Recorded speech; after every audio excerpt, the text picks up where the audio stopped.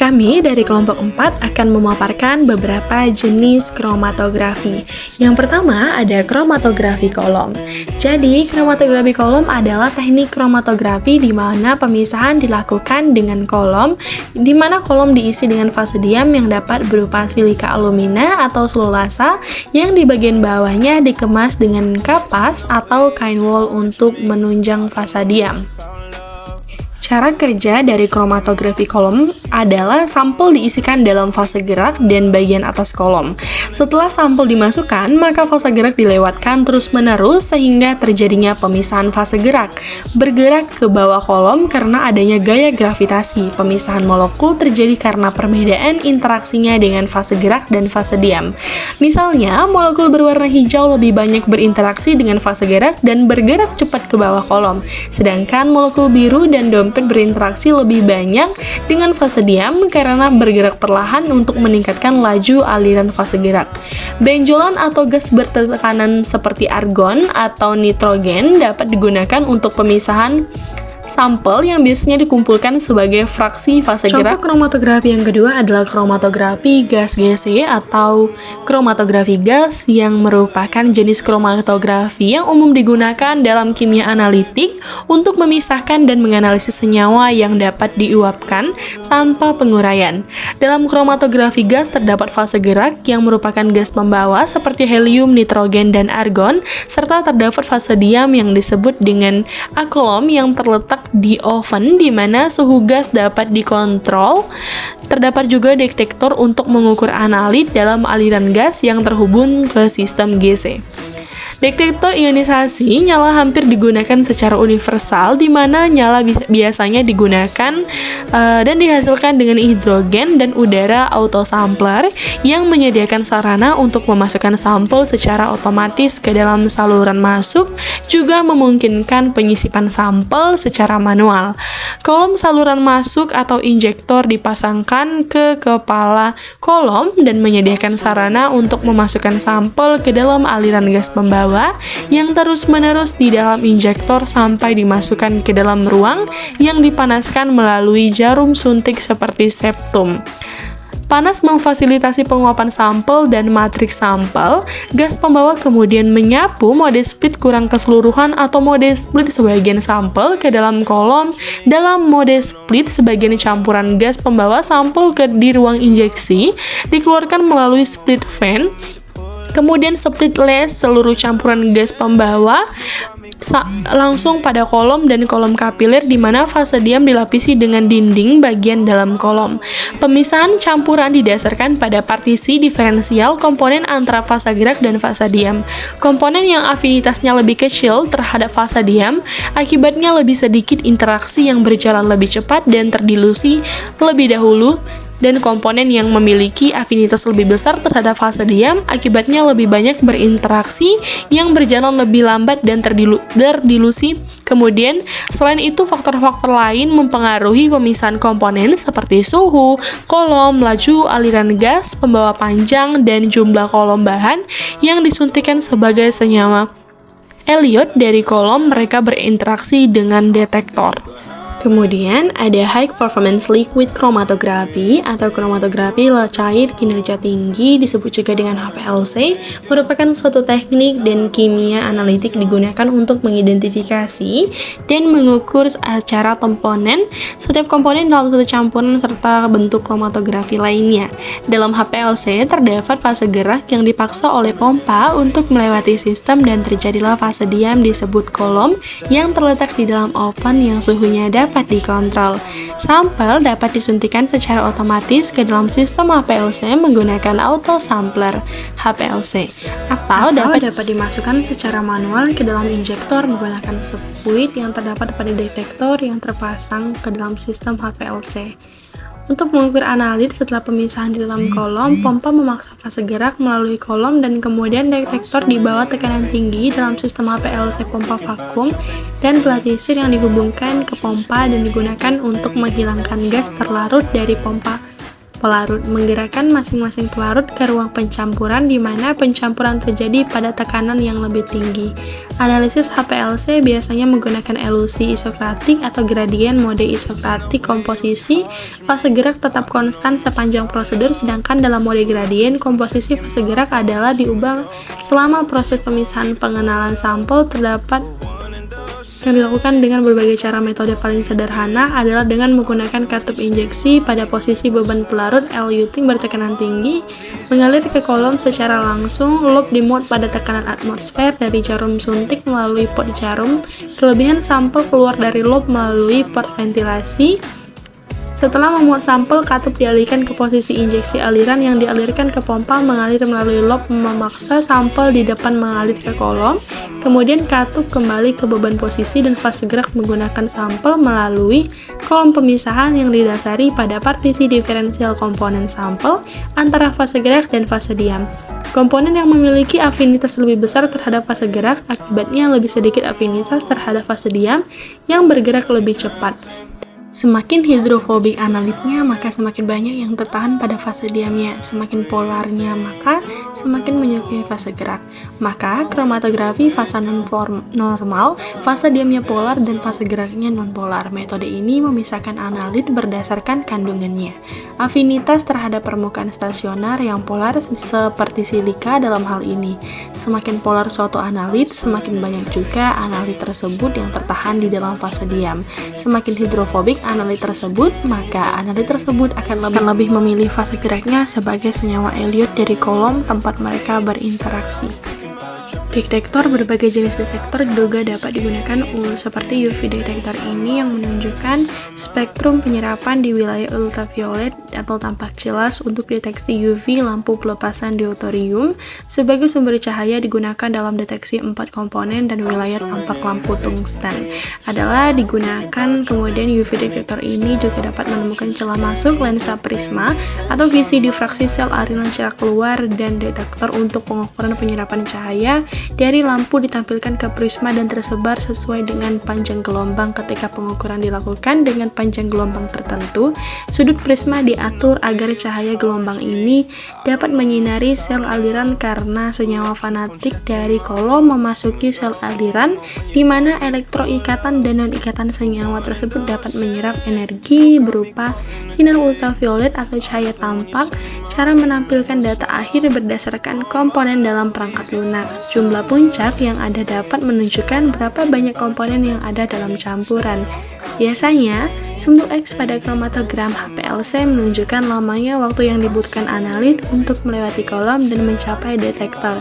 Biasanya, sumbu Y atau luas puncak merupakan cerminan dari jumlah analit tertentu yang ada. Keempat adalah kromatografi ion exchange atau kromatografi penukar ion, yang merupakan suatu proses kromatografi yang memungkinkan pemisahan ion dan molekul polar berdasarkan muatannya serta bentuk kromatografi lainnya.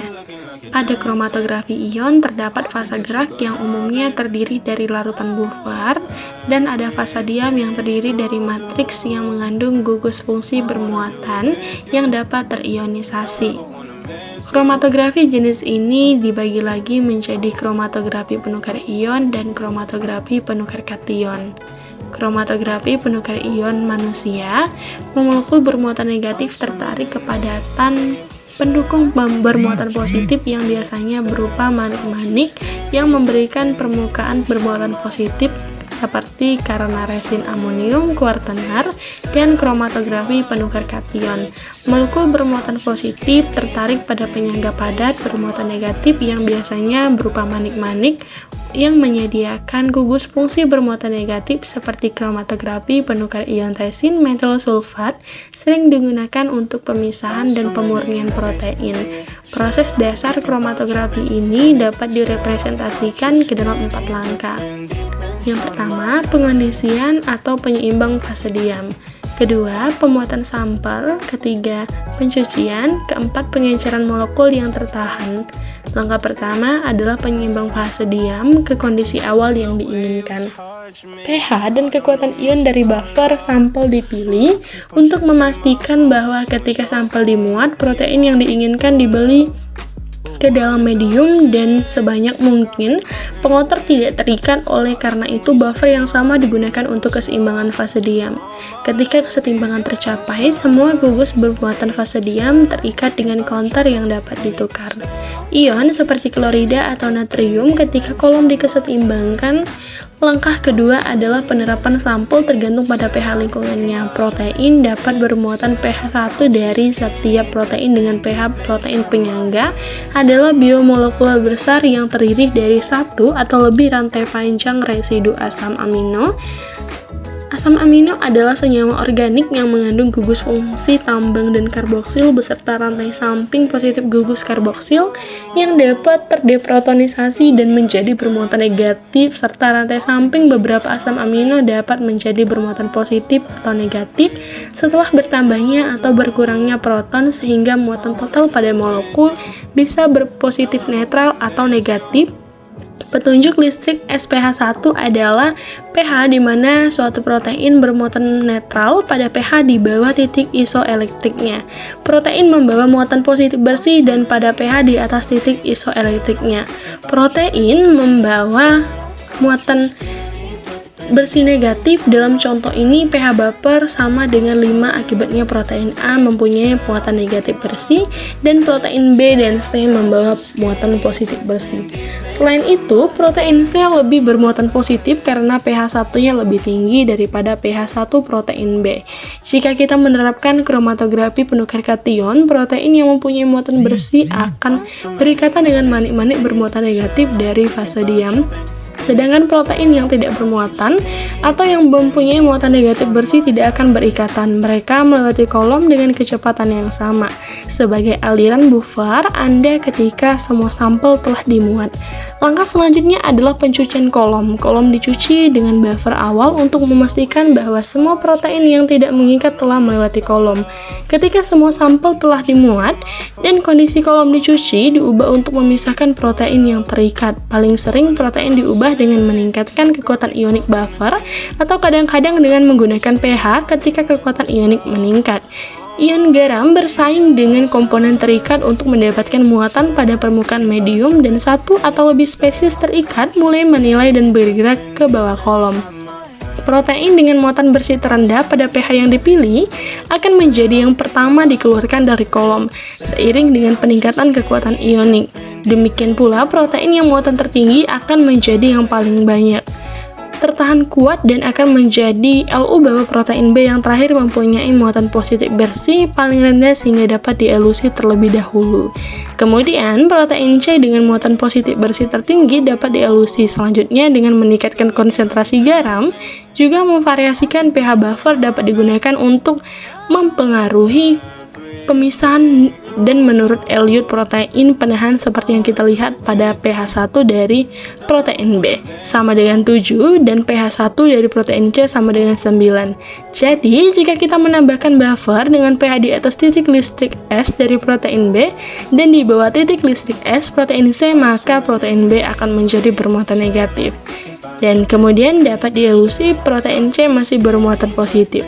Akibatnya masih tertahan. Selanjutnya protein C dapat dielusi jika kita memberikan buffer dengan pH di atas titik listrik S-nya, sehingga ia menjadi bermuatan negatif dan akan melewati kolom. Salah satu keuntungan utama penggunaan kromatografi ion adalah hanya satu interaksi yang terlibat selama pemisahan. Keuntungan lain dari penukaran ion adalah pola elusian yang dapat diprediksi dengan mengendalikan perubahan kekuatan ion atau pH buffer menggunakan berbagai cara protein gradien RL yang diolah secara berbeda dan bentuk pekat yang dimurnikan.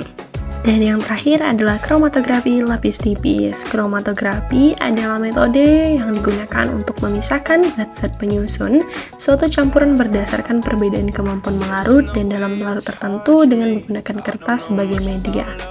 Langkah-langkahnya seperti ada pada gambar.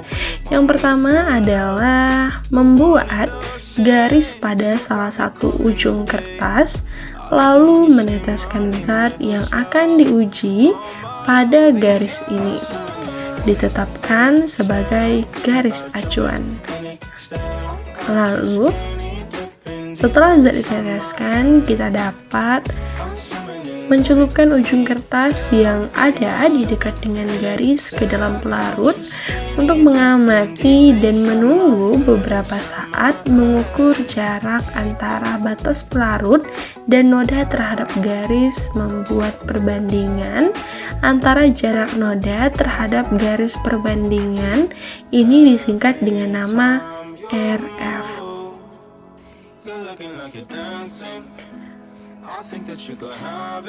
Lalu, RF ini adalah singkatan dari retardation factor atau dikenal juga dengan retention for nilai R. Bukan merupakan konstanta fisika. Nilai ini bergantung pada beberapa faktor, yaitu jenis kertas, ketebalan kertas, jenis pelarut, suhu, dan banyaknya tetesan apabila dua zat warna berbeda dicampur. Apakah nilai RF masing-masing zat pewarna tersebut masih bisa terbaca? Untuk mengetahuinya, ya lakukan kegiatan berikut dengan meneteskan campuran pada kertas, lalu celupkan kertas tersebut pada pelarut. Amati apa yang terjadi. Ternyata terjadi pemisahan zat, pemisahan warna terjadi karena masing-masing zat pewarna mempunyai kemampuan melarut yang berbeda di dalam pelarut yang sama, sehingga zat pewarna yang lebih mudah larut memiliki kecepatan lebih tinggi daripada zat pewarna yang memiliki kemampuan untuk lebih rendah tingkat kelarutannya. Pada akhirnya kita mendapatkan dua jenis zat pewarna yang terpisah, sehingga nilai RF masing-masing zat pewarna bisa dihitung. Ternyata selama percobaan dilakukan pada kondisi yang sama, nilai RF masing-masing zat penyusun campuran masih bisa tetap sama dengan nilai RF zat murninya. Oleh karena itu, metode ini digunakan untuk mengidentifikasi zat pewarna penyusun campuran dengan membandingkan nilai RF yang dimiliki oleh masing-masing zat pewarna. Sekian pemaparan materi dari kelompok 4 mengenai alat instrumentasi kromatografi.